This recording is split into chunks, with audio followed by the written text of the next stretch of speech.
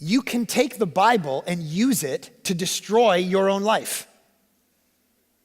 You can take the Bible and actually it can be used, if it's not taken in context, if you don't understand how to read it, then what can happen is you can misunderstand it and construe it so that you end up jumping off buildings. All right, now, let me give you an example. Go to Psalm 91. Flip over in your Bible, bunch of books. Psalms are pretty easy to find. Big fat book in the middle of the Bible, Psalm 91. It's all about God. God is our comfort in difficult times.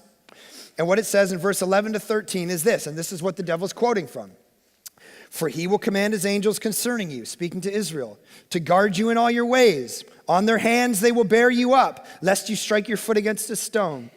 You will tread on the lion and the adder, the young lion and the serpent you will trample underfoot. Now, if you're one of these people, like I've known in my life, who just kind of parachute into the Bible, all right? Your style is to just, you're like, hey, it's the morning. I want to find out what God has to say to me today. Whoop, bing! And then you're like, look at this. And he there in the presence of the people, he wrote on the stones a copy of the law of Moses, which he had written.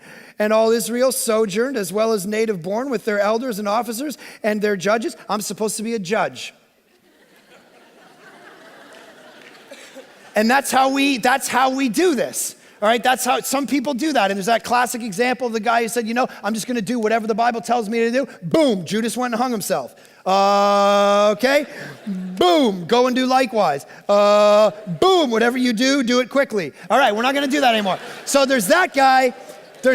Now, the problem with that is everyone's got to just slow down and go, okay, this is not the way the Bible works. You got to ask some more questions or else the Bible could get you into trouble. You could you read Psalm 91. What did it just say, man? It just said you can trample on lions. So if you just parachute in and go, boom, let's go to Seattle Zoo and do something dumb, that could go wrong for you, and it will. God is not going to protect you if you jump into a lion's den and start trying to trample that thing underfoot. It's not going to happen, or whatever an adder is. Whatever you try to do with an adder, all right, Psalm 91 said you could do that to an adder. Look it up. I'm not sure what that is. But you could do that to a lion. You can stomp on a lion. Well, the Bible told me I could.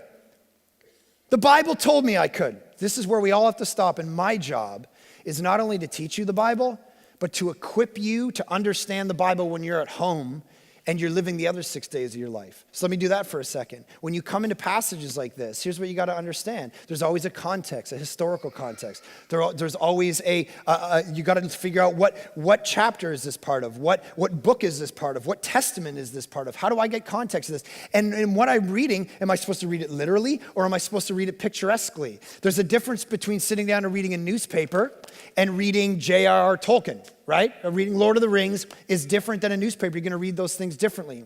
So when you open the Bible and you read a psalm, is it a poem? If it's a poem, you should probably resist the way the devil construes it here, which is, oh, Jesus, look, in this poetic song, it says you're allowed to jump off anything and angels are going to swoop in and grab you. So just use it. And Jesus goes, no, that's not the way I'm going to read the Bible. That's not the way to read the Bible, because the Psalms are a particular genre. And you can't take them literal and force them into that kind of, this is a song.